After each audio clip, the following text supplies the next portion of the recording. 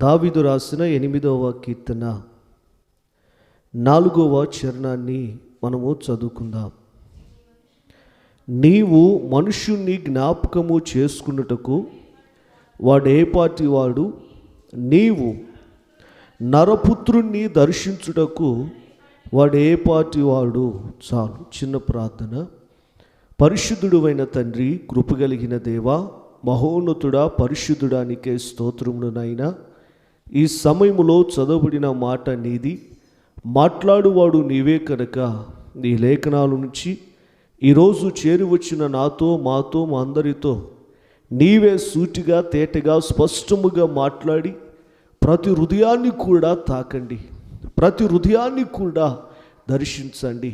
నీ రాకడ కొరకు సిద్ధపరచమని, నీ లేఖనాల నుంచి సూటిగా మాతో మాట్లాడమని ఈ వాక్య సమయం అంతా మీ చేతులకు అప్పగిస్తూ నీ దాసుని ముఖాంతరముల నుంచి నీవే సూటిగా, తేటగా, స్పష్టముగా మాట్లాడుతూ నమ్ముతూ యేసయ్య నామమున ప్రార్థిస్తున్నాము తండ్రి, ఆమేన్.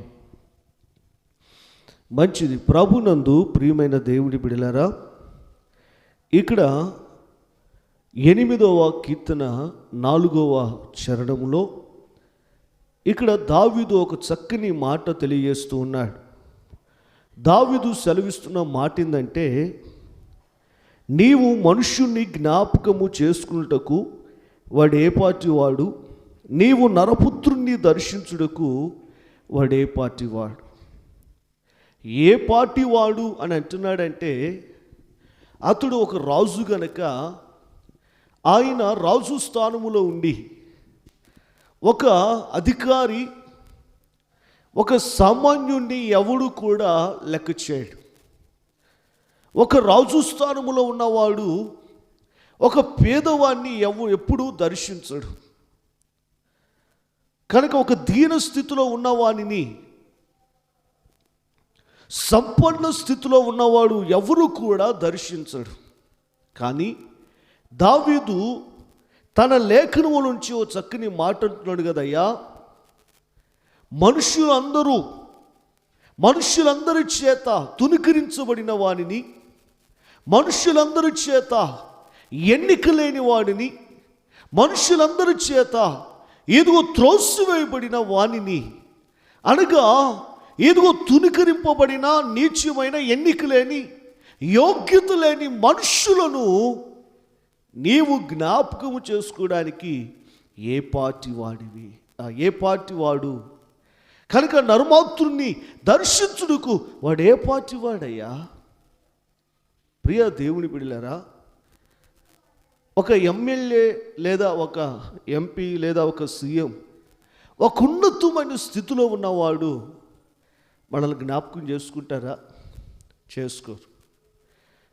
ఎవరికి హోదాకు తగ్గట్లుగా, ఎవరి స్థితికి తగ్గట్లుగా వారిని, అంటే వారి స్థితి తగ్గ వారిని ప్రియ దేవుని బిడ్డలారా దర్శించడానికి కానీ ఏదైనా చేయడానికి కానీ ముందుకు వెళ్తారు. కానీ దీనులైన వారిని, పేదలైన వారిని ఎవరు కూడా దర్శించరు, ఎవరు కూడా పట్టించుకోరు. కానీ దావీదు అంటాడు, అయ్యా, ఈ లోకమంతా కూడా స్వార్థంతో కూడింది. ఈ లోకములో ఏ ఒక్కరూ కూడా ఇదిగో దీనులైన వారిని ఎవడూ లక్ష్య పెట్టడు. అలాంటిది ఈనాడు మనుష్యులమైన మమ్ములను దర్శించడానికి, నరమాత్రులమైన మమ్ములను ఇదిగో నీవు జ్ఞాపకం చేసుకోవడానికి మేము ఏ పార్టీ వారమయ్యా? నేను ఏ పార్టీ వాడు అయ్యా? మనుషులు ఏ పార్టీ వారు? నిజమే, మనలో యోగ్యత లేదు. ఆయన ఎక్కడ, మనం ఎక్కడ? దేవుడు ఎక్కడ, మనం ఎక్కడండి? ఆయన సర్వభూమికి రాజు అయి ఉన్నాడు. ఇదిగో ప్రపంచమంతటికి ఆయన చక్రవర్తి అయి ఉన్నాడు. సమస్తమును కూడా నోటి మాటతో సృజించిన వాడు, సమస్తమును పాలించేవాడు, సమస్తాన్ని కూడా నిర్మించిన సృష్టికర్త అయిట. అలాంటి వాడు మనుషులను దర్శించుటకు ఏ పాటి వారు? మనుషుల్లో ఏముందని ఆయన దర్శిస్తున్నాడు? మనుషులు ఏ వారిలో ఏముందని మనుషులను ఆయన జ్ఞాపకం చేసుకుంటున్నాడు. ప్రియ దేవుని బిడ్డలారా, అదేనండి యేసయ్య ప్రేమ. మనుషులకి దేవునికి గల వ్యత్యాసం ఏంటో తెలుసునా? మనుషులేమో తమతో ఉన్న అంటే తమతో తోలగలిగిన, తమతో ఆస్తులో కానీ అంతస్తులో కానీ వారి యొక్క హోదా కానీ ఇదిగో తగ్గవారిని దర్శిస్తారు, వారి దగ్గరికే వెళతారు, కానీ పేదవారిని దర్శించరు. కానీ మన దేవుడు ఆయన సృష్టికర్త అయి ఉండి కూడా ఎన్నిక లేని మనలను, మట్టివారు ఒట్టివారు, దుమ్ము ధూళి వంటి వారు, ఎన్నిక లేని వారు, తునికరింపబడిన వారు, ఈ లోకములో ఏ మంచి లేని వారు ఆయన మనల్ని జ్ఞాపకం చేసుకున్నాడు. మనల్ని జ్ఞాపకం చేసుకున్నాడు ఆయన. కనుక నిజంగా ఎంత గొప్ప ప్రేమ కలిగిన వాడు. ఇంతకీ ఆయన ఎంత ప్రేమ కలిగిన వాడు? మనుషులను ఆయన జ్ఞాపకం చేసుకొని ఆయన మనుషుని ఎడల ఆయన చేసిన కార్యాలేంటి? మనుషులను జ్ఞాపకం చేసుకోవడానికి వాడు ఏ పార్టీ వాడు అని దావీదు అంటున్నాడు కదా. ఒక మనిషి జీవితంలో, ఒక మనిషి బ్రతుకులో, ఒక మనిషి ఎడల దేవుడు తను చూపిన ప్రేమ, దేవుడు తను కలిగి ఉన్న ఇదిగో శ్రద్ధే కానీ తన ఆ ప్రజలంటే మనుషుల ఎడల తను కలిగి ఉన్న ప్రియ దేవుని బిడలరా ఆప్యాయతే కానీ ఎందుకు అంత చూపుతూ ఉన్నాడు? వారిని జ్ఞాపకం చేసుకుని దేవుడు ఏం చేస్తున్నాడు అని అంటే, ప్రియ దేవుని బిడలరా, ముందు మనుషులు ఎవరు అని అంటే, మనుషులు మట్టివారు కదా. ఆదాముతో అంటాడు కదా, నువ్వు మన్ను గనక మరలా మన్ను అయిపోదు అంటాడా లేదా? అంటే మనం ఎవరమే? మట్టి మోకాలు. ఏ మోకాలు? మట్టి మోకాలు. రోజుకు 14 సార్లు స్నానం చేసిన మరలా చెయ్యి రుద్దుకుంటే ఏమవుతుంది తెలిసిన? దంపడి మట్టి వస్తుంది. కనుక ఎందుకంటే మట్టివారు. తెల్లగున్నామని నల్లగున్నామని కాదు, తెల్లగున్నా నల్లగున్నా ఎర్రగున్నా బుర్రగున్నా కనుక మనం ఎవరమైనా సరే ఒకటే, మనమందరం మట్టివారు. మట్టితో చేశాడు. ఎలా చేశాడు మనల్ని? మట్టి. చెప్పండి, దేంతో? మట్టి. బంగారంతో చేయలేదండు. బంగారంతో చేస్తే ఎప్పుడూ నువ్వు ఉండేదానివి కావు. మనుషులు బంగారం కోసం దొంగతనాలు చేస్తున్నారు. మెల్లో చైన్లు తీసుకుపోతున్నారు, ముక్కు పొడకలు తీసుకుపోతున్నారు, చెవులు కోసుకుని పోతున్నారు. అదే నీవే బంగారం అయితే నేను కోసుకొని కాలు రోజుకో రోజుకో చేయి తీసుకుని పోతారు, లేదా నిన్ను ఎత్తుకొని పోతారు అంతే. కనుక దేవుడు మనుషులను బంగారంతో చేయాలా, వెండితో చేయాలా, మరి దేనితో చేయలేదు, కానీ అన్నీ దొరకగలిగిన మట్టితో చేశాడు. మట్టిలో అన్ని గనులు ఉంటాయి. బంగారం దొరికేది ఎక్కడ? మట్టిలోనే. వెండి దొరికేది ఎక్కడ? మట్టిలోనే. ఇంకేదైనా ఈ లోకంలో ఏదైనా సరే మట్టిలోనే దొరుకుతుంది. కనుక అన్నిటిలో శ్రేష్టమైనది ఏంటంటే మట్టి. కనుక మట్టితోనే దేవుడు నిన్ను నన్ను చేశాడు. ప్రియ దేవుని బిడ్డలారా, మట్టితో చేశాడు. కనుక ఈరోజు ఆ మట్టివారిమైన మనం, మహిమ స్వరూపుడైన దేవుడు మనలను జ్ఞాపకం చేసుకొని ఆయన మన ఎడల చేసిన కార్యాలేంటి అని అంటే, ప్రియ దేవుని బిడ్డలారా, మనిషిని దేవుడు జ్ఞాపకం చేసుకొని తాను చేసిన ఉన్నతమైన కార్యాలేంటో తెలుసునా? మనలను ఆయన చేతితో చేశాడు. ఆయన హల్లెలూయా. మనిషిని జ్ఞాపకం చేసుకొని దేవుడు చేస్తున్న కార్యాలు ఏంటంటే చూడండి, ఆదికాండంలో మనం చూడగలం. దేవుని పరిశుద్ధ గ్రంథములో ఆదికాండం మనము చూసినట్లయితే మొదటి అధ్యాయం, ఆదికాండం మొదటి అధ్యాయము మొదటి అధ్యాయము ప్రత్యేకమైన సమయంలో 26వ వచనాన్ని చదువుకున్నాం. దేవుడు మన స్వరూపమందు మన పోలిక చొప్పున నరులను చేదుము, వారు సముద్ర చేపలను.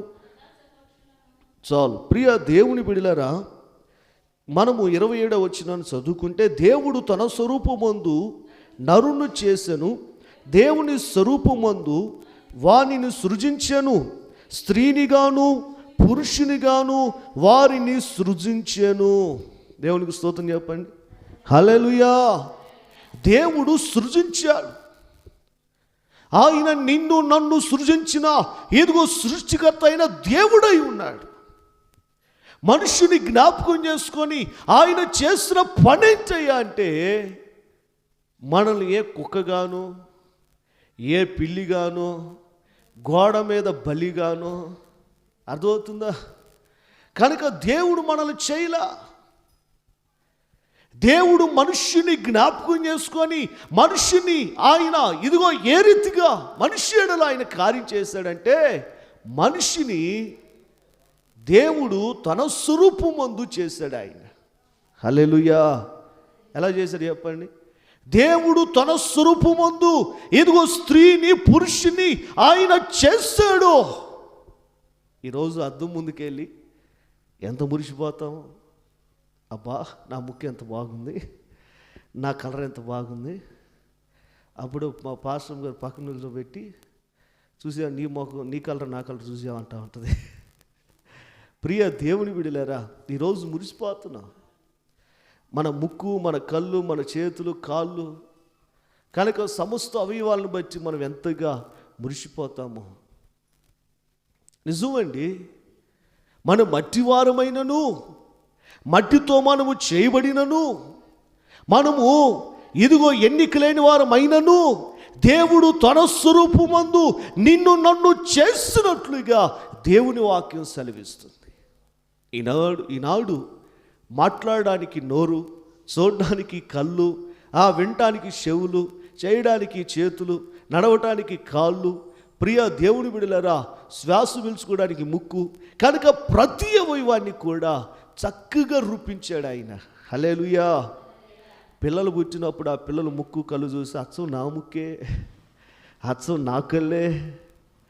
ఒక్కోసారి మేము ప్రియ దేవుని బిడ్డలారా ఎవరైనా డెలివరీ అయితే చూడడానికి వెళ్తాం. అలా చూడడానికి వెళ్ళినప్పుడు జరిగే విషయం ఏంటో తెలుసా? ఆ పసిపిల్లలను చూసినప్పుడు ఆ తల్లి దగ్గర ఆ తల్లితో, అమ్మా అచ్చు నీలాగే ఉన్నాడురా మీ అబ్బాయి అనగానే ఆ పిల్ల మురిసిపోద్ది. అసలు అద్దులోనూ అనుకోండి, అసలు అచ్చు మీ ఆయన ముఖమే అనగానే అసలు మా పదే పదే చూస్తూ ఉంటారు. కనుక అబ్బా నాకు చక్కని బిడ్డ పుట్టాడు. నిజమే. ఈరోజు మన పిల్లల బట్టి మనం మురిసిపోతున్నా, ఈరోజు మనల్ని బట్టి మనమే ఇదిగో సంతోషిస్తున్నా. ఈరోజు మనం కలిగి ఉన్న ఈ అవయవాలు, మనం కలిగి ఉన్న ఇదిగో ఈ జీవితం దేవుడే మనకు అనుగ్రహించాడు. నిజంగా ఇదిగో లోకములో సమస్తమును కూడా కలుగునుగాక అని ప్రతి దానిని కూడా నోటి మాటతో సృజించాడు. కానీ మానవుని మాత్రమే ప్రియ దేవుని బిడ్డలారా తన స్వరూపమందు తన పోలిక చొప్పున దేవుడు చేశాడు. హల్లెలూయా. కనుక ఆయన పోలికలో మనం ఉన్నాం. అమ్మ పోలిక, నాన్న పోలిక కాదు. దేవునికి స్తోత్రం. ఎవరి పోలిక మనం? యేసయ్య పోలిక. హల్లెలూయా. యేసయ్య పోలిక మంది. అందుకే ఆయనలాగా మనల్ని జీవించాలని, మనలో జీవాత్మను ఊది జీవించు నరునిగా దేవుడు మనల్ని చేశాడు. కనుక జీవించేవాడిగా దేవుడు రూపించాడు. మనందరినీ కూడా మనుషులుగా ఈ లోకంలో నిలబెట్టాడు ఆయన. ఎంత ప్రేమండి ఆయనది. కోతికున్నాడు తోకబెట్టల నీకు పెడితే ప్రపంచంలోకి ఎంత అయ్యేదాన్ని నువ్వు కదా. ఏనుగులాగా చెవులు షాటంతో చెవులు చేయలే, లేకపోతే ప్రపంచంలోకి వింత అయిపోయేదాన్ని నువ్వు.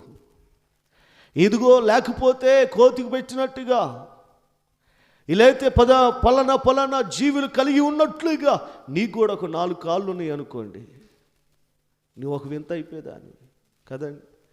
ఒక ఆమె ఎవరో మొత్తానికి యూట్యూబ్లో విచిత్రం వింతైన మనుషులు అనే ఒక వీడియో చేశాడు ఒక మనిషి. ఆ వీడియోలో ఒక ఆమెకి 4 కాళ్ళు ఉన్నాయి. ఎన్ని కాళ్ళు ఉన్నాయి? ఆ ఒక్కతే అటు పుట్టింది. ఆమె ప్రపంచంలోని వింత అయింది. ఆమె ఒకే మొండం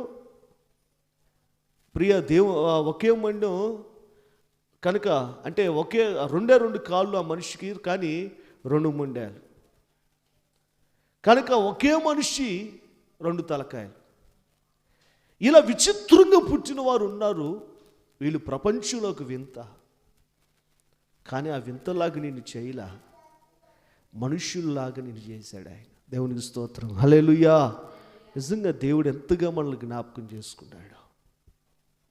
మనలే కాదు, మన పిల్లల్ని జ్ఞాపకం చేసుకున్నాడు, మనకు బిడ్డలను జ్ఞాపకం చేసుకున్నాడు, అందరినీ జ్ఞాపకం చేసుకున్నాడు ఆయన. అందుకే చక్కని రూపురేఖలతో కూడిన బిడ్డలను, చక్కని ఆ రూపురేఖలను దేవుడు మనకిచ్చాడు. అందుకే దావీదు అంటాడు, అయ్యా నీవు నన్ను కలుగు చేసిన విధమును చూడగా చెప్పండి, నాకు ఆశ్చర్యమును భయము పుట్టుచుంది అంటాడు. నీవు కలుగు చేసిన ఇదిగో విధమును చూడగా, నీవు నన్ను రూపించిన విధమును చూడగా, నీవు నన్ను కలుగు చేసిన విధమును చూడగా నాకు ఆశ్చర్యం కలుగుతుంది. నిజమే, మనిషిని మనిషిగా పుట్టించలేకపోతున్నాడు ఈరోజు మనిషి అన్నిటినీ కూడా చేయగలుగుతున్నాడు, కానీ మనిషిని మనిషిగా పుట్టించలేకపోతున్నాడు కదా. ఇప్పుడు రోబోలు చేస్తున్నారు. అవేంటి అండి రోబోలు? అవన్నీ ఇనప సామాను, ఇనుప డబ్బా. ఆ రోబోలన్నీ కూడా వినుపు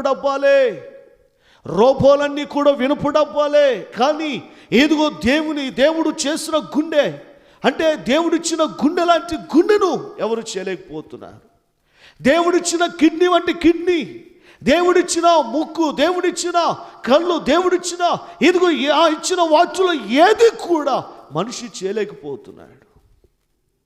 ఏదో ప్రియ దేవుని బిడ్డలారా, ఆ డబ్బాలు వినుపు డబ్బాలు తయారు చేస్తున్నారు. కనుక ఈరోజు నేను చెప్పే మాట ఏంటంటే, దేవుడు మనల్ని జ్ఞాపకం చేసుకుని ఏం చేశాడంటే, మంచిగా మనల్ని లోకంలో పుట్టించాడు. హల్లెలూయా. ఆయన స్వరూపములో, ఆయన పోలికలో, ఆయనలాగా మనం బ్రతకడానికి, ఆయనలాగా మనం జీవించడానికి, ఆయనను పోలి మనం ఉండడానికి ఆయనలాగా మనల్ని సృజించాడు. కనుక ఈరోజు దేవుడు మనల్ని జ్ఞాపకం చేసుకొని మనకు చేసిన ఒక ఉన్నతమైన మేలు ఏంటంటే మనలను మనుషులుగా పుట్టించడమే ఒక గొప్ప మేలు. హల్లెలూయా. వింతైన జంతువులుగా కాకుండా, వింతైన మనుషులుగా కాకుండా, మనలను చక్కని రూపురేఖలతో ఆయన నిర్మించి ఒక శిల్పాకారులాగా, ఒక కుమ్మరిలాగా, దేవుడు తల్లి గర్భంలో పిండముగా ఉన్న మనల్ని చక్కగా రూపించి ఈ లోకంలో మనం పుట్టించాడు. కాబట్టి దేవుడు మనల్ని జ్ఞాపకం చేసుకొని ఇట్టి గొప్ప కార్యం చేశాడు.